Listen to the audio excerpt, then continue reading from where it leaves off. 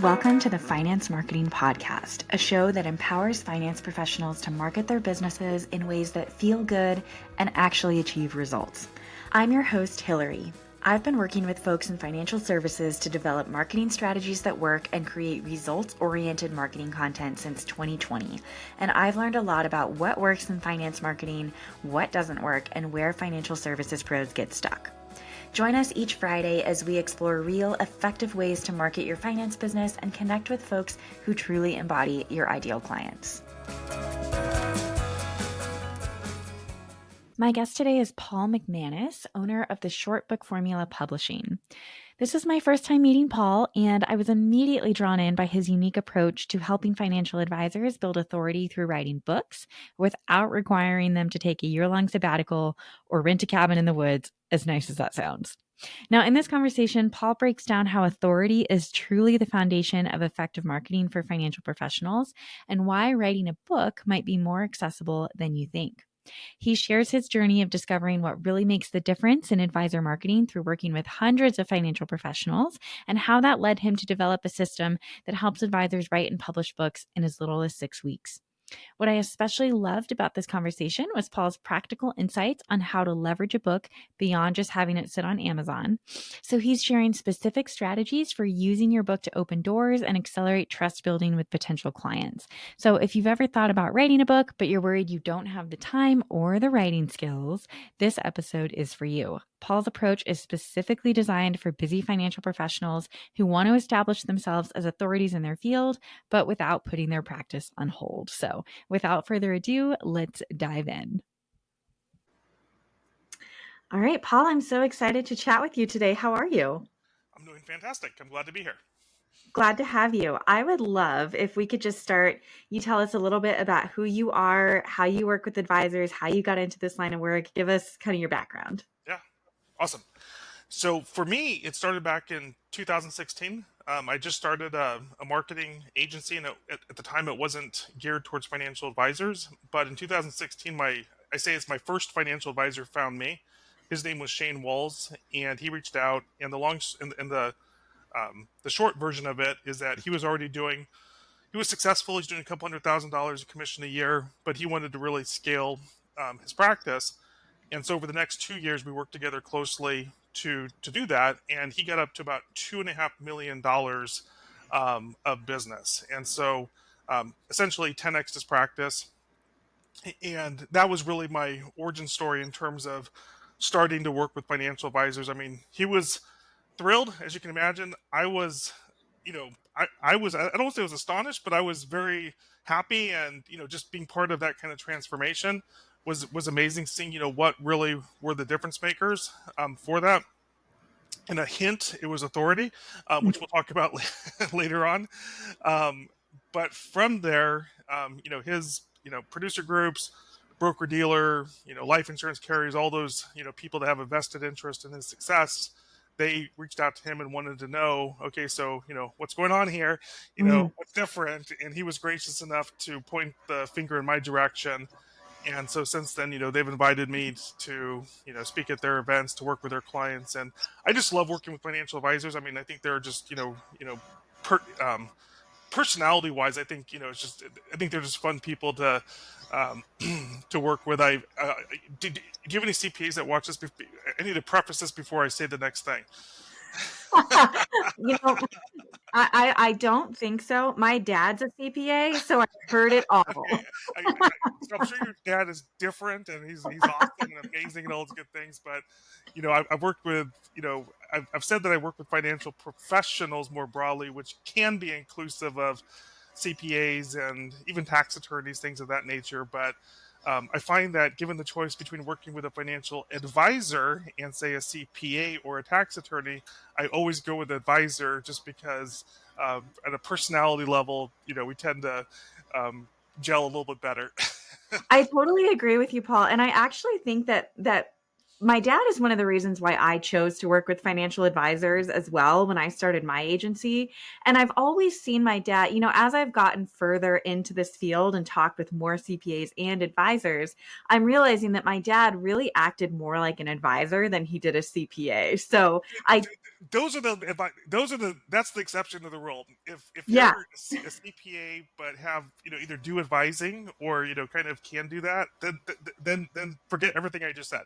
right. Right, right, right. Well, I agree with you so much, and I have people say when I share what it is that I do. I do marketing with financial advisors. People always say, well, that must be boring, Not at all. And It's I'm awesome. always like, It's it's amazing. not at all. It's amazing. Financial advisors truly are some of the friendliest people who are making such a wonderful impact on others. So I love that you feel the same way. Well, and if I can add to that, I mean, it's like, I mean, I love what I do, and I think it's about, ultimately it's about money, it's about helping people, it's about impact, and money is one of the things that is the primary driver of human motivation, and so Mm, to really get to hear their stories and understand their backstories and how they help people. And I'm just always fascinated by all the different strategies and the different approaches mhm. that people take towards this. So to me, you know, being a non-financial advisor myself, but just being, literally working with close to 500 financial advisors at this point, it's just, to me, it's just fascinating to see the through lines and what they do and the creativity and all those good things. Right, right. Well, let's transition a little bit to talking about authority because you said something, the authority was the difference maker for this first financial advisor that you started working with. So I'm curious, in your opinion, what does somebody need to have that authority? It sounds like something that's like you've either got it or you don't, but I know that's not the case. It's the it factor. Right. It's really not. It can be developed, right? So the good news is that it can be developed, right? I've lived a life without it and with it, and I can tell you that I much prefer having it as part of the mix. Right, right, It makes life so much easier. right. And this is what of course, I specialize in helping my clients do. Um, so even before we get to the if you're okay with that, we'll, geek out a little bit, just because I think you probably have similar um, thinking as I do when it comes to some of these things. But even before like the specifics of like writing a book and those things, even if you just Mhm. like step back a level, I think a concept that I learned early that was really profound and has really shaped everything that I've done is the idea of authority by association, right? Mm. And this is where you can say, okay, honest assessment, scale of 1 to 10, how much authority do you have, right? So if are you calling people, or are they calling you? Do they call you Mhm. back? Do they you can tell, right? It's kind of associated with status, and you can kind of tell when you have it and when you don't have it, right? And it depends on the relationships you have. If you have children, you're like, hey, do this, and they're like, yes, yes ma'am. You have it, Right. and they're like, yeah, come on. You don't. But I learned early the concept of authority by association. So one of the fastest ways to build authority is to be surrounded by people who have authority, because it kind of rubs off. It's almost like the idea of a Mhm. referral. Why do we love referrals? Well, it's the transference of trust, and really Mhm. a word that I would substitute for authority, because it's not about ego. I mean, it can be, but really that's not the point. It's about how do you establish and accelerate the speed of trust. Mm. And when you have authority, basically what you really have is you have recognized expertise, and you might have a little bit of a celebrity effect. And celebrity is kind of a loaded word, but you kind of people see you. So it's not a secret that you're an authority. Like oftentimes you have you can have like all these certifications. Like I know my stuff, but like no one, the people don't know that, right? But if Right. you're on TV and your name's Dave Ramsey or Robert Kiyosaki or all these people, love them or hate them, it's like they got authority, right? Right. The public sees them as authority. But really the key thing is that it's not about ego. It's about how do you accelerate the speed of trust, because ultimately an advisor is in the trust business, and if Mhm. their biggest constraint, I would argue, in terms of growing their practice, bringing on new clients, is the trust barrier, then you want to do everything that you can to not just overcome it, but to to speed up your ability to establish trust with the people that you're looking to serve. Right.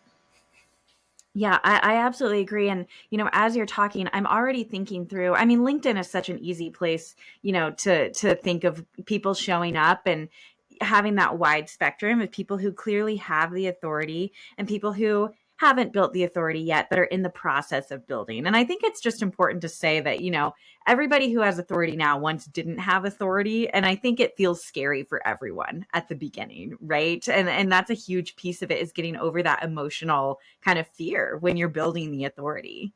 It 100%. It's also there's stages, right? So Mhm. it's not like authority, no authority. It's like I'm known in my local marketplace. Hey, that's a level of authority versus I'm known at the national level versus Mhm. I'm known. I mean, those are levels, right? And so Great. to me, I think when it comes to marketing, I would say simply that authority is the priority. Everything that you do should be geared towards establishing over time increasing authority, because it's going to only make your life that much easier. It's going to only make anything that you do when it comes to marketing, relationships, everything is going to only get easier and easier and easier the more you're able to establish that authority for the specific market that you serve.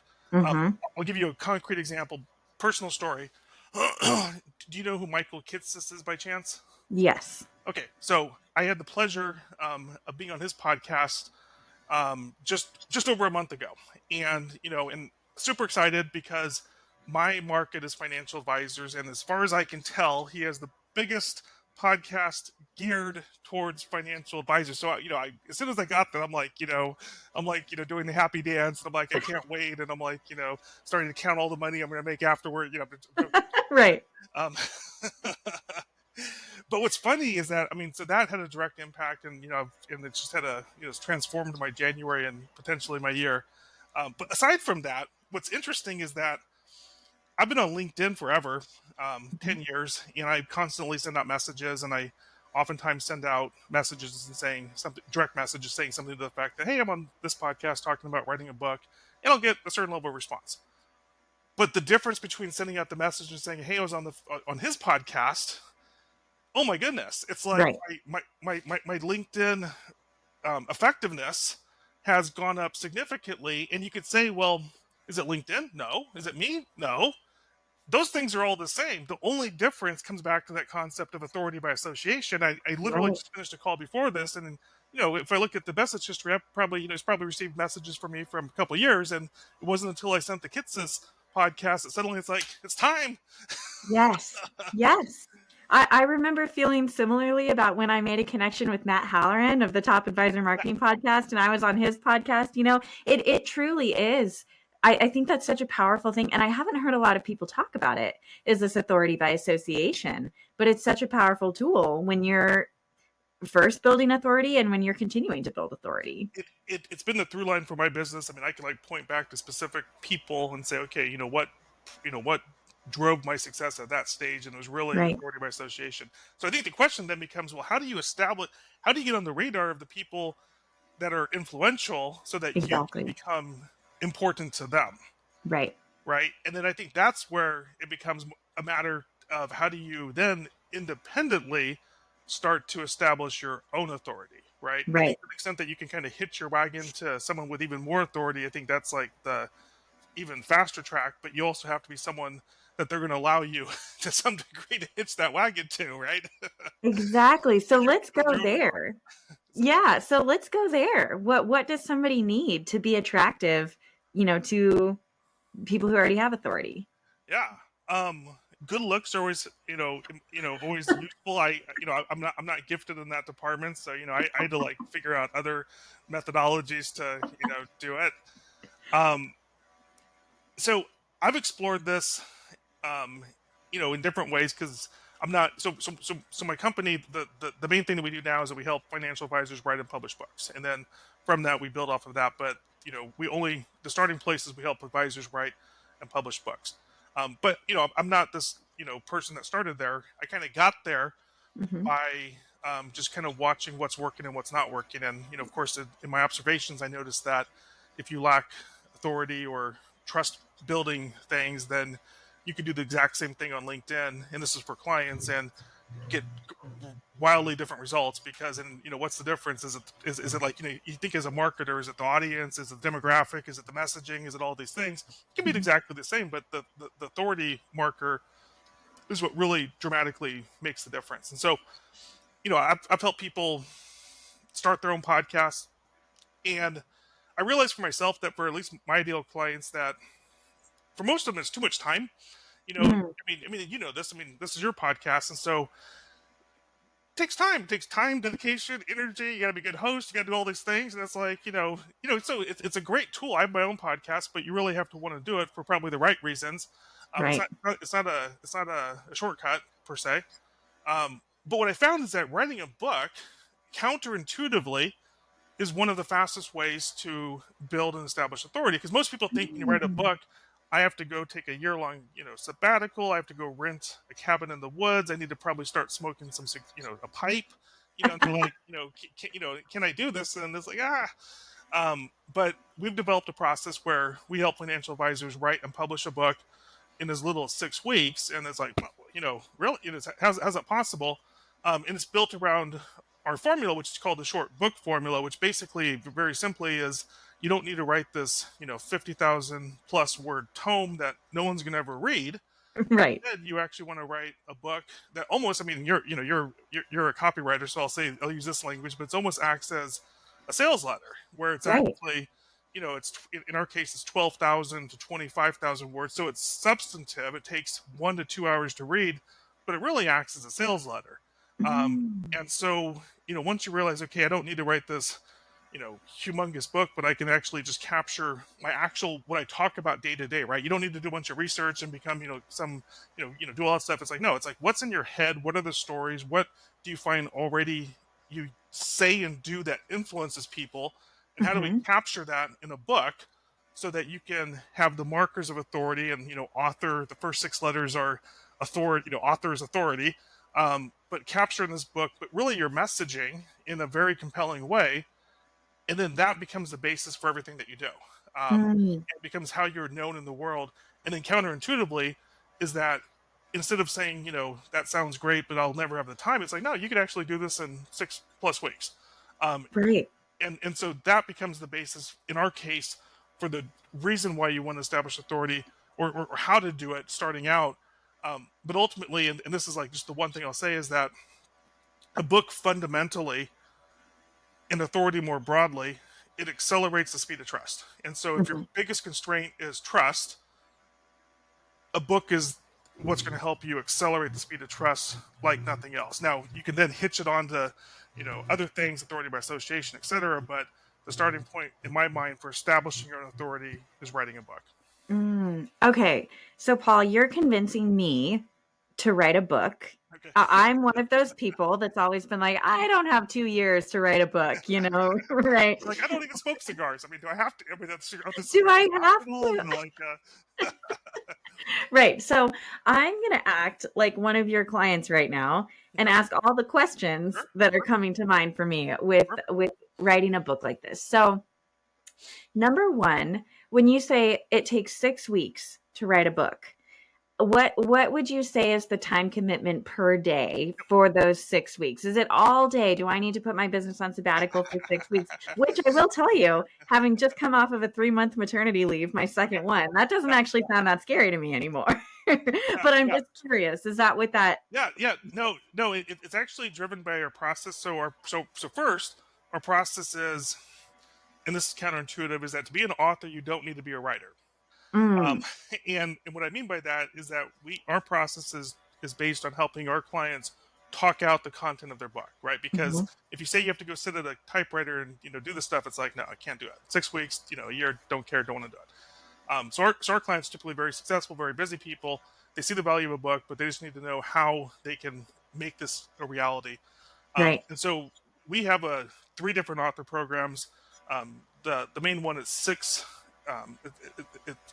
The reason for the 6 weeks is that it's based off of 6 1-hour coaching calls with our book coach. And in that coaching call, primarily they're talking out the concepts and content of their books. We're capturing their voice. Those are recorded. Because another question that comes up is, well, because ultimately we're going to write it for them. right. But the question is, well, if it's ghost written, is it me?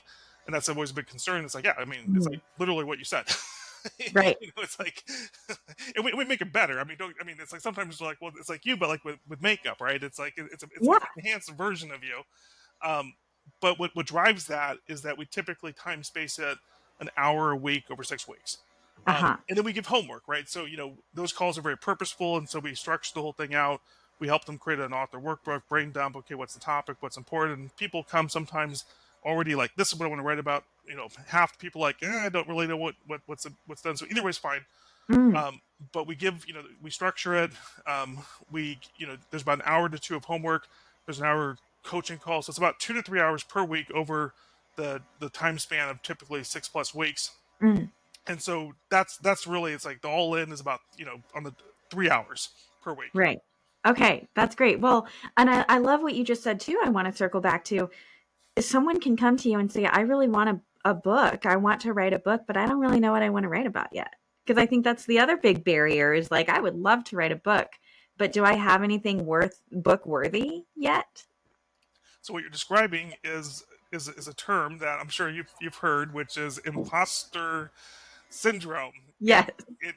and I think it's a funny story, but back when back when I first got started in this world, so we'll say back in 2015, um, I did my first podcast as the host, and I invited this person I thought was very important at the time, and the reason I thought she was important is because she wrote a book, and she was known as the Penguin Lady, and she was like literally like one of like four people that the UN and places like that would call when there was a disaster that affected penguins. And so it's like, wow, it's like I landed the Penguin Lady. This is exciting stuff.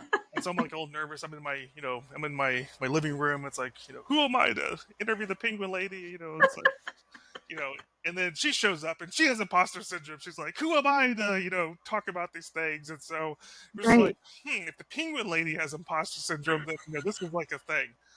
Um,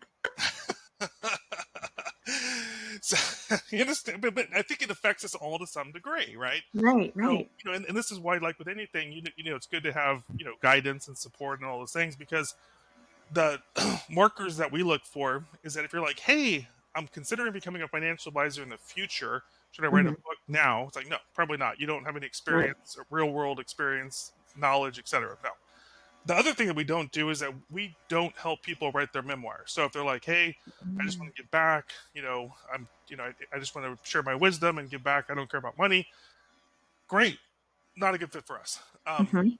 What we do is we help advisors that see the benefits of establishing and building their authority, and really the book becomes a tool for that to help them grow their practice. That's the Mm. sweet spot. And so the markers that we look for is someone who, has been in the business typically for at least 5 years. In other words, if 4 years, fine. 3 decades, great. Um, but really, what we're looking for is someone that works day to day with clients, um, and actually knows how to influence people, because they Mm. work with, say, 100 families or whatever the number is. They meet with people. They can take these complicated, abstract concepts that your average client doesn't care about, large cap, mid cap, small cap, and actually communicate why this is important in a way that actually makes sense to the average reader. Um, Mm. but if they have those qualities, then they don't have to be like, I want to write a book on X. No, it's like, Mm. okay, the questions we ask is, okay, who are your clients? What are the through lines there? What is a book that could be effective that you could hand to each, to most of them, and they'd be like, "Wow, this is great." Or sometimes people like have a really established niche audience. Very few, as you know, financial advisors usually is kind of broad based, but we help them discover and determine where's a book going to be a difference maker for Mm. you. And then, of course, the great thing with the short book formula is that you go from thinking, do I have enough to write a book, to suddenly it's like, I need to write 3 books. Right. Right. I need to write 5 books. Right. Well, that's so interesting. And one of the questions I actually did want to ask you, because as a marketer for financial advisors, I find niching to be quite important, especially, for financial advisors who really want to grow and streamline and all of those things. And so I would love to hear your opinion on how important you think that is when it comes to writing a book. So I'm a big believer in niches.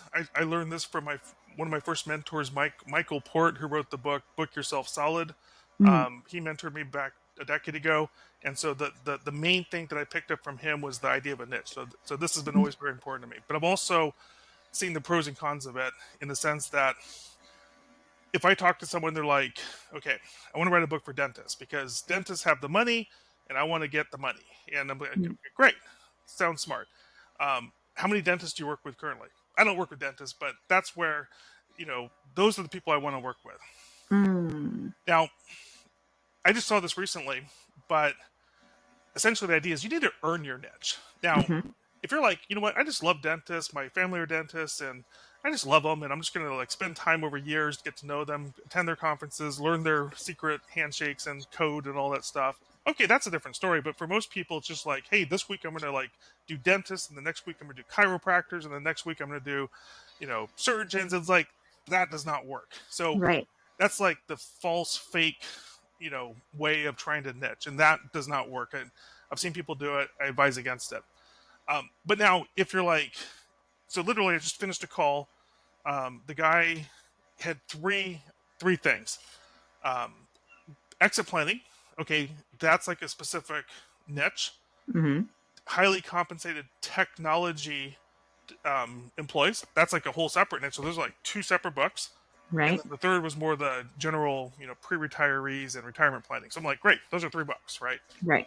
And as long as you're actively working with all three, then you could then I recommend you write a book for all three. But if you're like Mm. aspirationally, I want to work with business owners that exit, but I don't actually work with business owners that exit, I'd say great, let's put that down the road. Which one do Mhm. you currently actively work with? Because what you'll find when it comes to the marketing side of it, actually the people that are going to help you propel you to success are the people that already know, like, and trust you. It's not the cold audience that's out there. That happens over time, but it's the people that already know, like, and trust you that can help you build those opportunities that the book is going to help to facilitate. Okay, well, this is so great, Paul. Now, one thing that you and I kind of talked about before I hit record was, okay, now you have a book. What do you do next? What do you do with your book? That's the big question. I have no idea. No, I'm just kidding. I'm just here to sell books. I don't know what you do. No, I'm just kidding. So I'm going to show you. So my first book, you can see that. This is all about the why behind why you should write a book. And I started getting that question that you just asked, well, what do I do with it? Yeah. And I saw that, okay, this was like a question that people had. And so voila, I wrote Book Marketing for Financial Advisors. Amazing. Transform your book into $1 million client attraction system. So in this book, I outlined 6 key strategies Mm. for financial advisors. And here's what I think is interesting is that it's not about selling books, right? And it's Right. like, wait, what? We're gonna write a book and we don't care about selling books. Okay, wait, Right. what's this guy saying? Um, and and any person that comes to me and they're like, hey, I wrote a book, but nothing happened, and I ask, well, and not the rest, hopefully, but you know, what'd you do with it, right? And all too often they're like, well, I put it on Amazon and I got a few royalties, but it didn't really do anything. It's like, but if you Google like what to do with your book once you publish it, you're gonna get all this advice about how to market on Amazon, how to sell books, and all this stuff. But at best, you're going to make a couple $100, a couple $1,000 of royalties, and it's like, who cares about that? I mean, if if you're a successful advisor, that's like meaningless. Right. If you're like a Robert Kiyosaki, someone like that, different conversation. But for 99.8% of us, Mhm. um, what you really want the book for is a tool to create awareness for your right fit clients, to bring them to you, and to establish trust, right? Yep. And so it has nothing to do with royalties. It has everything to do with authority, positioning, messaging. I would call it sales conversion, Mhm. and all those things. And so, in my own case, my first book, I would say, helped me generate $1 million of revenue because I integrated into everything I did. Right, I'm not counting royalties. I'm counting how I used it and who it attracted, and it took me 3 years. So over 3 years, the book I credit with $1 million. Second book, it took 2 years.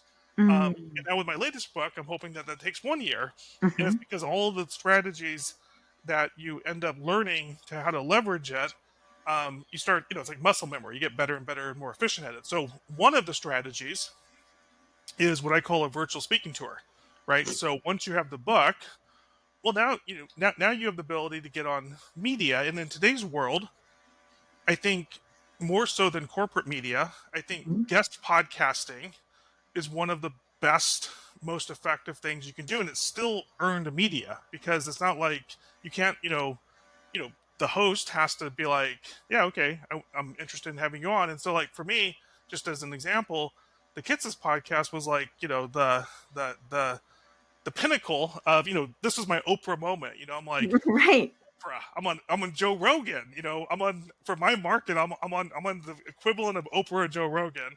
Right. And how did I get there? Well, it was the book, Right. and a bit of luck, and and all those things. But ultimately, speaking, I'm a big believer that authority plus speaking is a 1 + 1 = 3 activity, meaning that authority is, books are influential, speaking is influential, but when you combine those two things, you have a synergistic impact that Right. creates three. And so you can speak online, guest podcasting, you can speak in person, but whenever it is, you have your message now, and so now it's, you don't want people just to discover it and read the book and show up on your calendar. You want to go out there into the marketplace where your ideal fit clients hang out. And this is where niching is important, because you need to know who they are and where they are, but then you want to speak on the topic, and the right fit people are going to be naturally attracted to you. um, and so that's like the main thing. Right. And there's more, but that's like the one big thing that I wanted to share. Right. And I think that it's just so important. It's, speaking begets authority, authority begets speaking, and it's like a compound interest, to It is use a financial advisor it jargon. is. Look at you. I mean, before the past week, I mean, take off the past week, but before the past week, this is like, Right. I got into Apple at the right time. I got into Nvidia, Tesla. This is what we're talking about here. Exactly. Right. Yeah. Ignore the past week. We don't want to talk about NVIDIA right now. Well, this is great, Paul.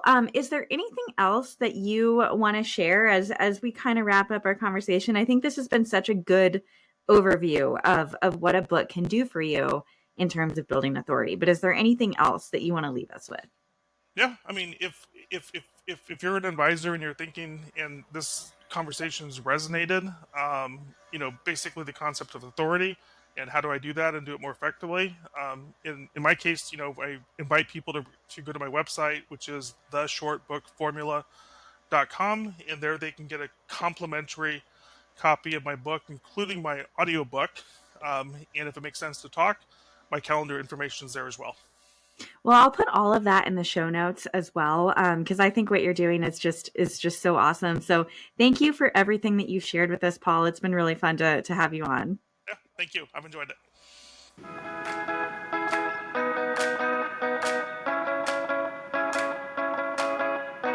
Thank you so much for joining us on this episode of the Finance Marketing Podcast. If you're eager to market your business in a way that feels good and actually gets results, sign up for the Finance Marketing Podcast newsletter in the show notes so you never miss another episode. If you liked what you heard today, please be sure to subscribe to the show on your favorite listening app and leave a review on Apple Podcasts. We'll see you back here next Friday.